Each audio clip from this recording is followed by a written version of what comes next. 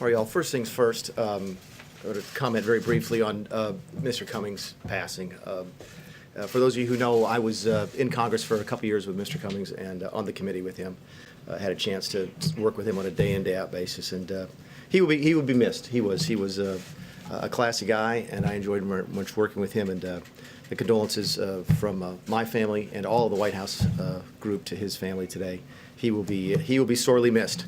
Now, getting on to the business at hand, I understand it's been a fairly slow news week, so I thought we'd introduce a couple of things. I did want to come out here with my Nationals hat on, but they told me that would violate some type of rule, so I couldn't do that. I was also going to wear my Montreal Expos hat, and then they said that would be foreign interference in the World Series, so we can't do that either.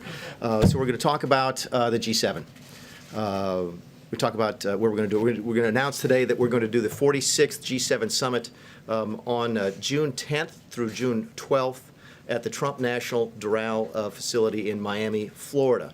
The focus of the event will be global growth and challenges to the global economy. Specifically, we're dealing with things like rejuvenating incentives for growth and prosperity, rolling back prosperity-killing regulations, ending trade barriers, and reopening energy markets. So taking a lot of what we have been doing here domestically with such success and trying to encourage the rest of the world to get on board.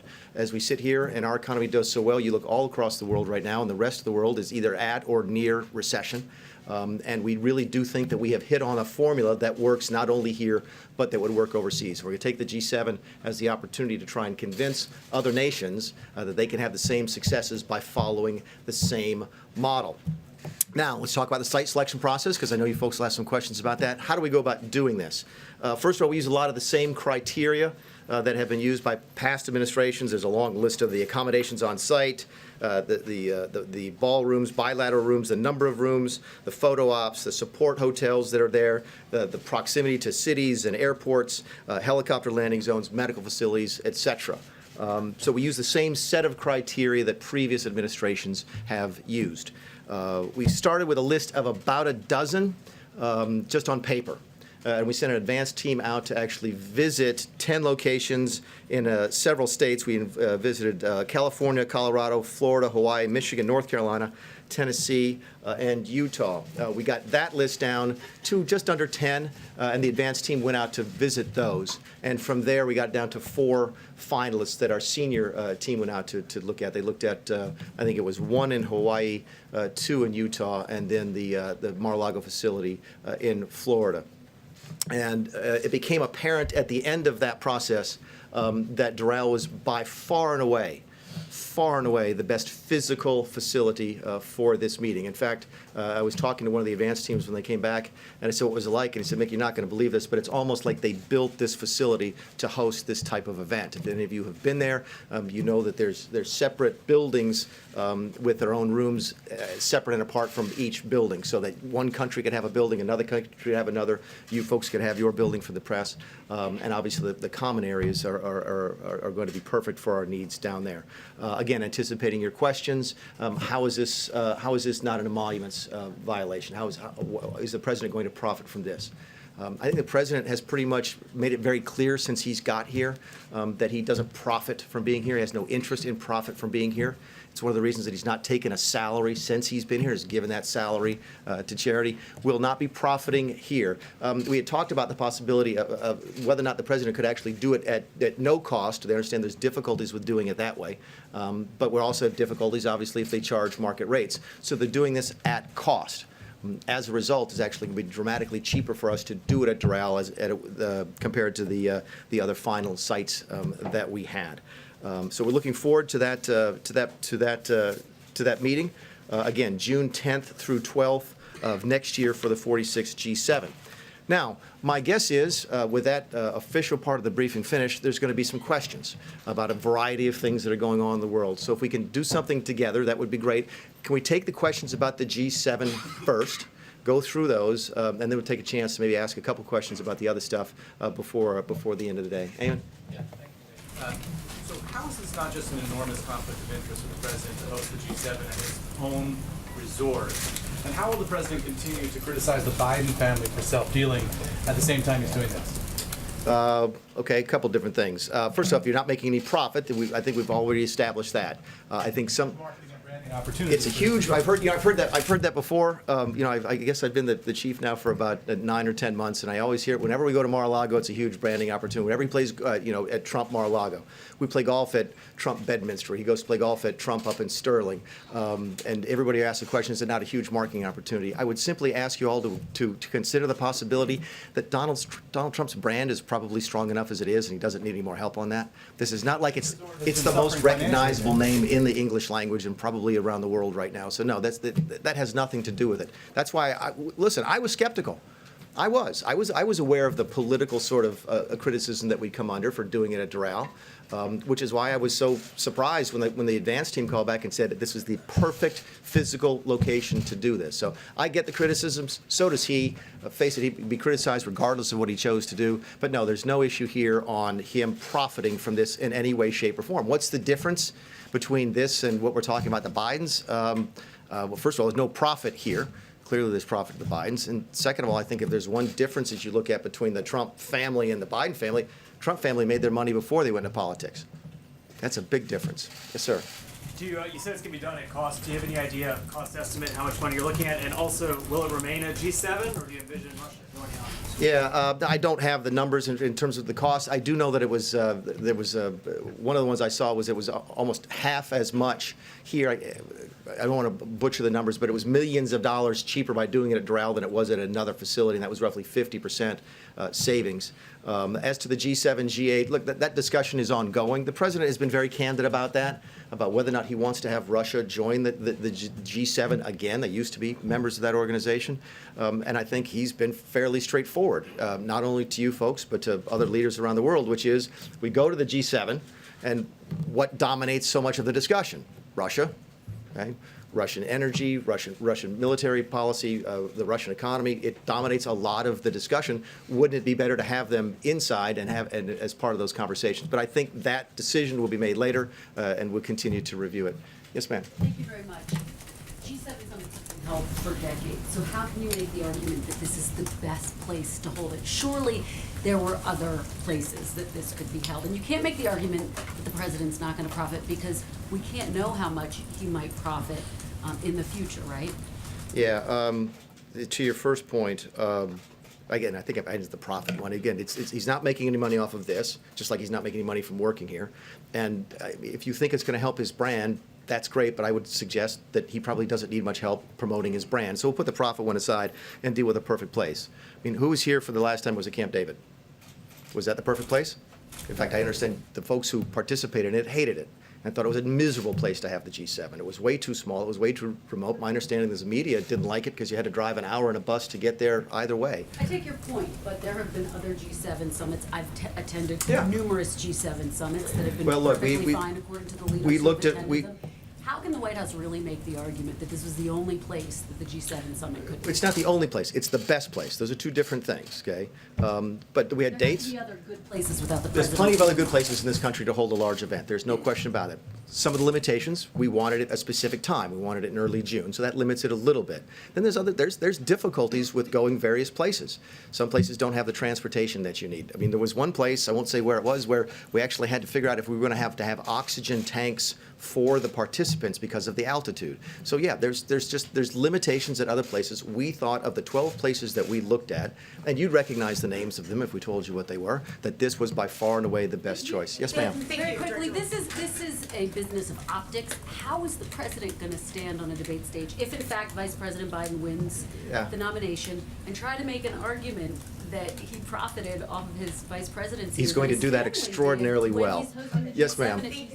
Yeah. So you were talking about how this is the best place, or Yeah. one of the best places to have this. Okay, so is this going to be self-contained just at Doral? Are there other hotel rooms you think you'll have to get, or is there anywhere else that you'll have to? Yeah, one of the advantages, I understand that one of the advantages that the advance team came back with about Doral was the fact that it could be sequestered off from the rest of the city, and that nearly all of the operations could be on that one piece of property. I think the president said there's almost 900 acres there, so it's a huge facility, and we'll be able, with a lot of open space. I think there's 3 golf courses, so there's a lot of space available to us, and we do anticipate the entire thing being on that campus. Now, Including hotels, I talked about additional hotel rooms. Do you think you'll have to get additional hotels involved in that?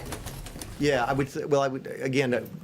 not sure about when we talk about the delegations. For example, when we went to, where were we, Biarritz, okay, I think we were at 2 or 3 different hotels around that city.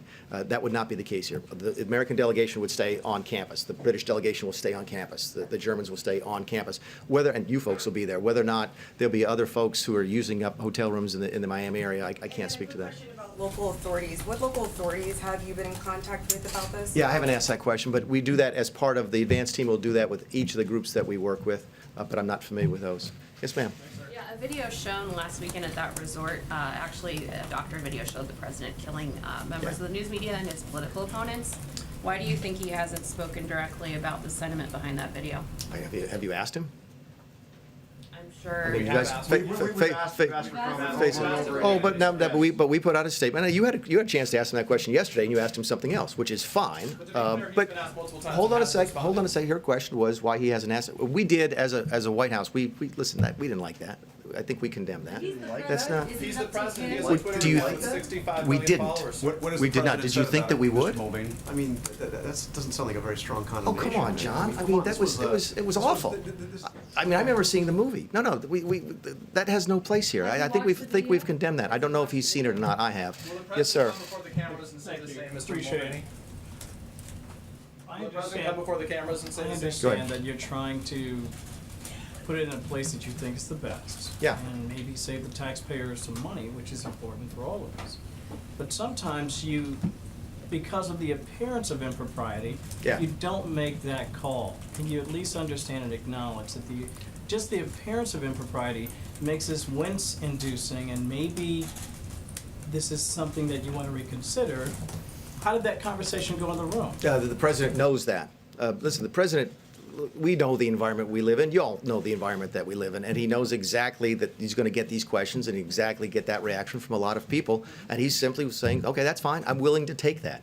The same way he takes it when he goes to Trump Mar-a-Lago, the same place when he goes to play Trump Bedminster. He got over that a long time ago.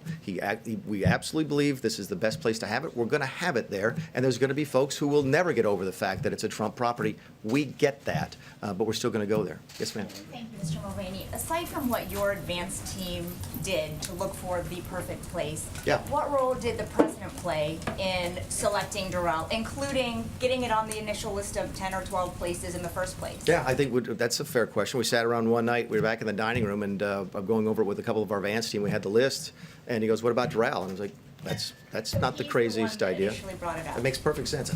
We're all familiar with it, so it's not like he said, oh, this is what Doral is, I have to explain it to you. He said, no, what about Doral? I'm like, you know what? That's not the craziest idea we ever heard. We sat down and went, go look at it. Yes, sir. Thanks, Mick. I wanted to ask you about, as it relates to this decision that you've made, as the host country, couldn't the president simply, as the host country, invite President Putin to represent Russia at the G7? Yeah, I think we can, because I think as I understand how the G7 works, there'll be other leaders there anyway. For example, I met with Scott Morrison, the Prime Minister of Australia, at the G7, even though they're not there. I assume he came at the invite of President Macron, and we could do the same thing. But in terms of, I think the question I got originally was turning it from the G7 into the G8. Okay. My question was, could he simply invite President Putin to attend? I think he probably, yes. If the question is, can he physically do that? Yeah, I think he can. Not whether he can, of course he can, he's president. But would he consider doing that? It's not come up. I think the conversations we've had about whether or not we turn it from the G7 to the G8, that could be an intermediate step. Yes, sir. You mentioned that the president is willing to take the criticism on this, but what about the country itself? Is there any value to sending a message to the world, especially given that all that's happened with foreign interference and attempts at foreign interference in our country, that this president in this country is not open for the kind of self-dealing that happens in other countries? Is that not an important message to send when you're inviting the world to come here to the United States? No. What's your question? I have a non-G7 question. Any G7, any last G7 questions? I got one more. About the G7 Yeah. property, a couple of things. When you Yeah. say it's the best property for this to take place, so Yeah. the first question is, why has no other G7 ever been held there before? Because they didn't go look at it. So, I don't know. Why did they have it at Camp David? I mean, seriously. I mean, for those of you who were there, I'm a little bit familiar with it. I've talked to the folks up at Camp David because I was up there recently and asked, I said, didn't you guys hope? I think it was a G8 back then, 2004, something like that. And they said it was a complete disaster. I'm like, okay, I wonder how that happened. How did that decision get made? Last G7 question then, if I can. You were Yeah. talking about the president's, this video where the president was seen shooting members of the media and others that was played at the Doral property there. They said that we haven't had the chance to ask him that question yet, which we have. But broadly, the president has tweeted 45,000 times. 45,000 times. How come the president hasn't used that Twitter account to more than 60 million followers to condemn it? You're his chief of staff. Yeah, the White House put out a statement about it. I mean, that's. Because he's tweeted I tell you 45,000 times. what, the next time you ask him, you guys, again, it's not like the man hides from you folks. Okay, I think he's done almost 100 face-to-face interviews with you. Okay. Anybody else on G7? Is there any precedent in your studying of the G7 of a G7 summit being held at a property owned by the president or a president? And my second question is, as you're looking at the content of what you want to do next year, it's probably going to be hot in Florida in June. Will climate change be one of the issues that you discuss? The first question is, no, I don't know if another president has ever done. I don't know if another president has owned a property that was even considered for G7. So no, we haven't. I don't know the answer to that question. Climate change will not be on the agenda. Yes, sir. Thank you. President Trump has called for the exposure of the whistleblower on Ukraine. Are we done on G7 then? Is that the yes. collective? Is that the collective will? Yep. I got one gentleman. Yes, sir. Go ahead. Last one on G7. Well, you began your remarks talking about the passing of Mr. Cummings. Yeah. Just to show the American people that this is above board, are you going to share documents that show how you arrived at this decision with the Congress? No, but I would imagine we would share dollar figures with you afterwards. I mean, that's ordinary course of business. That shows the merits of each By the way, and you're going to facility? get this answer a lot, okay? I don't talk about how this place runs on the inside. So if you ask us, if you want to see our paper on how we did this, the answer is absolutely not. Yes, sir. Yes, there will almost certainly be a House Judiciary Committee hearing about this site selection. Do you think so? Jerry Nadler has already talked about that. Do you really think so? Do you think they have time to do that? Yeah. Will the administration participate, cooperate with that? You know, by the way, that's a fascinating question. I'd not thought that this would prompt a Judiciary Committee investigation. And on one hand, I'm thinking to myself, they don't have time to do it because they're too busy doing impeachment, right? And then I think to myself, no, this is entirely consistent with how they've spent the first 18 months in office, right? Or 12 months, however long they've been here. I guess it's been a year, right? They'd rather do that than talk about tax policy, then talk about drug policy, then talk about opioids, talk about health care. So that's a fascinating question. I don't know if there will be a Judiciary Committee inquiry into this. My guess is there probably will be, and we'll look forward to participating in it. Does anybody, these are all G7 questions are now. Okay, now we're moving on to something else. So who hasn't asked? John Carl has not asked a question yet. So actually, a clarification on your first statement on the G7. You said 5 finalists. And you said Mar-a-Lago was one of the finalists too? Yeah, 4 finalists, I think. We started with 12 on a sort of a list. With the team visited, the sort of a first team visited 10 of those, and I think identified the states. We then got our senior team down, and they visited 4, of which Mar-a-Lago was 1. There was 1 in Hawaii and 2 in Utah. So you're telling me that in the entire United States, you came down to 4 finalists and 2 of them were Trump properties? No, 1. Mar-a-Lago. I'm sorry. I'm sorry. Okay, No, so I'm just sorry. one. I missed Doral. Yes, Doral. I'm sorry. Yes, no. Okay, so No, Mar-a-Lago was not involved. Mar-a-Lago was not close to being sufficient for the G7. I'm sorry. Thank you for clarifying. If I said Mar-a-Lago about where we visited and it was Doral, I apologize. Okay, the record is corrected. All right. So to the question of Ukraine, Yeah. Can you clarify, and I've been trying to get an answer to this, was the president serious when he said that he would also like to see China investigate the Bidens? And you were directly involved in the decision to withhold funding from Ukraine. Can you explain to us now definitively why? Why was funding withheld? Sure, let's deal with the second one first, which is, look, it should come as no surprise to anybody. The last time I was up here, I haven't done this since I was chief of staff, right? Last time I was up here, some of you folks remember, it was for the budget briefings, right? And one of the questions y'all always ask me about the budget is, what are y'all doing to the foreign aid budget? Because we absolutely gutted it, right? President Trump is not a big fan of foreign aid. Never has been, still isn't. Doesn't like spending money overseas, especially when it's poorly spent. And that is exactly what drove this decision. I've been in the office a couple times with him talking about this. He said, look, Mick, this is a corrupt place. Everybody knows it's a corrupt place. By the way, put this in context. This is on the heels of what happened in Puerto Rico, when we took a lot of heat for not wanting to give a bunch of aid to Puerto Rico because we thought that place was corrupt. And by the way, it turns out we were right. All right, so put that as your context. He's like, look, this is a corrupt place. I don't want to send them a bunch of money and have them waste it, have them spend it, have them use it to line their own pockets. Plus, I'm not sure that the other European countries are helping them out either. So we actually looked at that during that time before when we cut the money off before the money actually flowed, because the money flowed by the end of the fiscal year. We actually did an analysis of what other countries were doing in terms of supporting Ukraine. And what we found out was that, and I can't remember if it's $0 or near $0 from any European countries for lethal aid. You've heard the president say this, that we give them tanks and the other countries give them pillows. That's absolutely right. That as vocal as the Europeans are about supporting Ukraine, they are really, really stingy when it comes to lethal aid. And they weren't helping Ukraine, and that still to this day are not. And the president did not like that. So I know it was a long answer to your question, but I'm still going. So those were the driving factors. Did he also mention to me in the past the corruption related to the DNC server? Absolutely, no question about that. But that's it, and that's why we held up the money. Now, there was a report. So the demand for an investigation into the Democrats was part of the reason that he ordered to withhold funding to Ukraine. The look back to what happened in 2016 certainly was part of the thing that he was worried about in corruption with that nation. And that is absolutely appropriate. Withholding the funding. Yeah, which ultimately then flowed. By the way, there was a report that we were worried that the money wouldn't, if we didn't pay out the money, it would be illegal. Okay, it would be unlawful. That is one of those things that has that little shred of truth in it that makes it look a lot worse than it really is. We were concerned about over at OMB about an impoundment, and I know I just put half you folks to bed, but there's the Budget Control Act.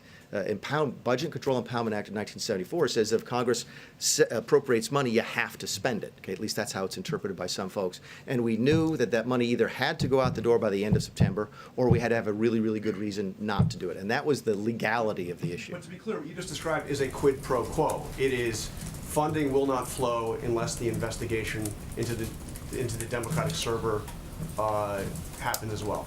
We do that all the time with foreign policy. We were holding up money at the same time for what was it? The Northern Triangle countries. We were holding up aid at the Northern Triangle countries so that they would change their policies on immigration. By the way, and this speaks to an important. I'm sorry. This speaks to an important point because I heard this yesterday. And I can never remember the gentleman who testified. Was it McKinney, the guy? Is that his name? I don't know him. He testified yesterday.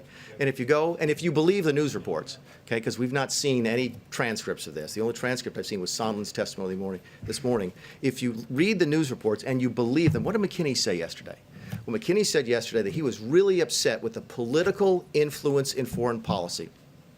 That was one of the reasons he was so upset about this. And I have news for everybody. Get over it. There's going to be political influence in foreign policy. I'm talking to Mr. Carl. That is going to happen. Elections have consequences, and foreign policy is going to change from the Obama administration to the Trump administration. And what you're seeing now, I believe, is a group of mostly career bureaucrats who are saying, you know what, I don't like President Trump's politics, so I'm going to participate in this witch hunt that they're undertaking on the Hill. Elections do have consequences, and they should, and your foreign policy is going to change. Obama did it in one way, we're doing it a different way, and there's no problem with that. Yes, sir. What about the Biden zone, Mr. Mulvaney? Did that come into consideration when that money was held up? I'm sorry, I don't know your name, but he's being very rude, so if you go ahead and answer your question. Just to clarify and just to follow up on that question, so when you're saying that politics is going to be involved, the question here is not just about political decisions about how you want to run the government. This is about investigating political opponents. Are you saying the DNC server that it's okay for the U.S. government to hold up aid and require a foreign government to investigate political opponents of the president? No, you're talking about looking forward to the next election. We're talking. Even the DNC is still involved in this next election. Is that not correct? So wait a second. So there's. Hold on a second. No, let me ask you. Investigate the DNC. So right? let's look at this. Is the DNC political? There's an ongoing investigation by our Department of Justice into the 2016 election. I can't remember the person's name. Durham. Okay, that's an ongoing investigation, right? So you're saying that the President of the United States, the chief law enforcement person, cannot ask somebody to cooperate with an ongoing public investigation into wrongdoing? That's just bizarre to me that you would think that you can't do that. And so you would say that it's fine to ask about the DNC, but not about Biden. So Biden is running for the Democratic nomination, right? That's Well, for 2020. That's So a hypothetical because that did not happen here. But I would ask you. No. On the call, the president did ask about investigating the Bidens. Are you saying that the money that was held up that had nothing to do with the Bidens? The money held up had absolutely nothing to do with Biden. There's no question, and that was the point I made to you. And you're drawing a distinction. You're saying that it would There be were wrong three to hold that factors. money for Again, the I was involved with the process by which the money was held up temporarily. Okay, 3 issues for that: the corruption in the country, whether or not other countries were participating in the support of the Ukraine, and whether or not they were cooperating in an ongoing investigation with our Department of Justice. That's completely legitimate. Yes, sir. Thank you. Regarding the secretary over at the State Department, the Deputy Assistant Secretary for European and Eurasian Affairs, George Kent, reportedly testified that you asked him to step down from any issues regarding Ukraine. Is that true? Do you? Who said that? It was George Kent. I'm sorry, I don't know who that is. Is that somebody who testified this week? Yes. I don't believe I've ever talked to anybody named George Kent in my life, nor have I asked anybody to resign their position over this. Okay. And also, another thing is that there have been reports that you had been conducting a review of the phone call with Vladimir Zelensky, the Ukrainian president. The question is, what are you doing?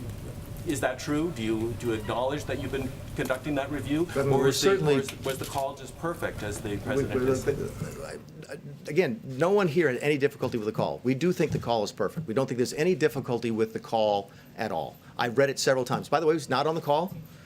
Someone in my office was on the call. No one raised any difficulty with me on the call at all. I understand that, in fact, no one on the call in here thought there was any difficulty with it.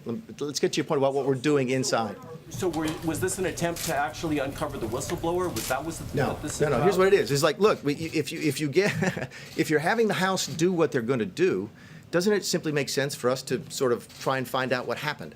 This is one of the questions I don't understand from you folks that we get all the time, which is some of you have criticized us for having a war room. Okay, which we don't, by the way. You don't have a war room when you haven't done anything wrong. Clinton certainly had a war room. I think Nixon did, but they actually did something wrong. We didn't. So we don't have a war room. But at the same time, then when we say that, you say, well, you're not taking it seriously. Yeah, we are. I mean, we do. It's part of what we do. Look, when you work for the Trump administration, you're used to this kind of attention, right? We know how to do this, and we do this, and we're preparing for it. Yes, we're having lawyers look at it. Yes, we're having our PR people looking at it. If we weren't doing that, we would be committing malpractice. But I don't think there's anything extraordinary that we're doing. We've been dealing with oversight from the Democrats since they took office. In fact, it's all we've been dealing with the Democrats since they took office, because we certainly haven't been doing much legislating since they've been here. Yes, ma'am. I'm trying to get folks who haven't asked a question yet. Chief, in light of the depositions that we've heard, do you believe that Rudy Giuliani's role as an outside advisor to the president is problematic? No, that's the president's call. I mean, actually, Steve Scalise got to ask a similar question today on television. I thought his answer was great, which is, look, you may not like the fact. In fact, I understand from reading his opening testimony that Gordon Sondland didn't like the fact that Giuliani was involved and said that in his testimony. Okay, that's great. You may not like the fact that Giuliani was involved. That's great. That's fine. It's not illegal. It's not impeachable. The president gets to use who he wants to use. The president wants to fire me today and hire somebody else. He can. From the actual, the president gets to set foreign policy, and he gets to choose who to do so, as long as it doesn't violate any law. Okay, it doesn't violate any laws regarding confidential information or classified material, anything like that. The president gets to use who he wants to do. Following on that, Yes. Mulvaney, did the president direct you or anyone else to work with Rudy Giuliani on Ukraine? When was it? There was the May meeting, and I think this has been widely reported. In fact, I think Sondland mentioned it in his testimony, and I'm pretty sure that Rick Perry mentioned it in his interview yesterday with the Wall Street Journal, that in the May meeting in the Oval Office that I was in, I think Senator Johnson was there as well as Mr. Volker was there. The president asked Rick Perry to work with Mr. Giuliani. And did you think that was appropriate when you were asked as well? I wasn't asked. You were not asked. No. That was my question. Were you or anyone else asked? Yeah, and I think the answer to your So question you is were that not asked. the president told Rick Perry, who I think was sort of, he was, the issue, one of the reasons they were in there, obviously, talking about energy, that we were very interested in trying to get Ukraine as an energy partner. That's why Mr. Perry, Secretary Perry, was so heavily involved. And that's when the president said to Mr. Perry, yeah, go ahead and talk to Rudy. That was a shadow foreign policy. Mr. Mulvaney. Yes, you haven't asked a question yet. That was a Yes. shadow foreign policy. Well, hold it. Shadow foreign policy. Look, that's a term you're using. That's a pejorative. What is a shadow foreign policy? The president asked. Outside the normal channel. Who else is in the room? Rudy Giuliani. Who's in the room when the president's having this conversation? Okay, it's Gordon Sondland, our ambassador to the EU. Kurt Volker, who is our special designated envoy to the Ukraine. I sat next to Mike Pompeo yesterday at the meeting with the congressional leaders, and I said, "Look, I understand I coordinated a coup against you by putting Sondland and Volker in charge of Ukraine policy." And he leans back to me and goes, "You know, they both work for me."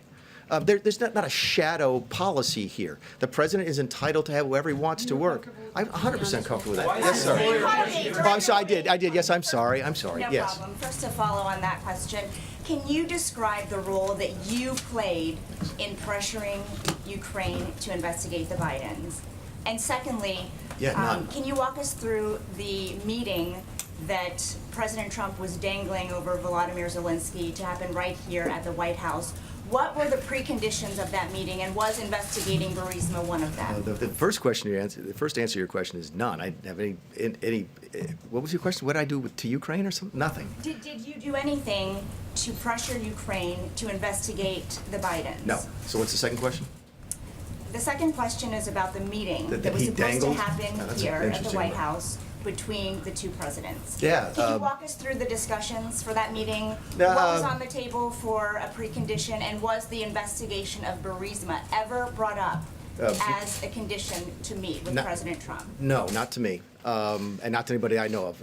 I was never in a conversation that had the word Burisma in it. But as Sorry, to investigating the Bidens then. okay, or the Bidens. That never happened with me in there. But to the larger point about the meeting, I think one of the things that y'all have missed is the president didn't want to take the meeting. The president didn't want to have a phone call. That was Mr. Rick Perry was pushing for that. He said, "I'll see you here at the White House," didn't he? At the end, yes, but I think that was a courtesy that he was extending at the time, and he's not been here yet. But So he was never realistically entertaining a meeting with President Zelensky? I mean, we get asked by foreign leaders all of the time to either come visit their country or to have them come visit here. And we try to be courteous and say yes, and some of them we're able to accommodate, and some of them we are not. But I do not remember, I'm going to ask her a question, that I don't remember a serious conversation about setting up an actual meeting. There were no dates discussed. There was not. I saw that as one of the typical pleasantries that we have, and I don't think it was dangling a meeting or anything like that. Yes, sir. Is the president still planning to welcome President Erdogan at the White House on November 13th? Yeah, I think that depends on how the next couple of days go. It's still on the schedule, and I understand that Vice President Pence's meeting is going much longer than it's expected today. I hope it's not going. I hope they're not having a press conference right now. But I think that's one of those wait and see things. The president's been very clear about what he wants to see out of President Erdogan. He wants a ceasefire now. He wants prisoners protected. He I think, can go down the long list of the things the president has mentioned to President Erdogan. And if we're able to get that, then I think that meeting can go forward. If not, then I think the president will review that possibility. Yes, ma'am. Gordon Sondland, sir. You just said, you just said you were involved in the process in which, the money being held up temporarily. You named 3 issues for that: the corruption in the country, whether or not the country, they were assisting with an ongoing investigation of corruption. How is that not an establishment of an exchange, of a quid pro quo? You just seem to. It's quid pro quo. Those are the terms. Those are the terms that you use. I mean, go look at what Gordon Sondland said today in his testimony. Was that I think. In his opening statement, he said something along the lines of they were trying to get the deliverable, and the deliverable was a statement by the Ukraine about how they were going to deal with corruption. Okay, go read his testimony if you haven't already. And what he says is, and he's right, that's absolutely ordinary course of business. This is what you do when you have someone come to the White House. When you either arrange a visit for the president, you have a phone call with the president. A lot of times we use that as the opportunity to get them to make a statement of their policy or to announce something that they're going to do. It's one of the reasons we can then you can sort of announce that at the on the phone call or at the meeting. This is the ordinary course of foreign policy. Yes, I'm sorry. Mr. Mulvaney, is it appropriate for any president or this president to pressure a foreign country to investigate a political opponent? Every time I get that question, that's one of those things about, it is, but so is, when did you stop beating your wife? It assumes that the president has done that. We haven't done that. I said Mr. Trump I'm or any not, president. I'm going to Is talk it about what appropriate? this president did. Yes, ma'am.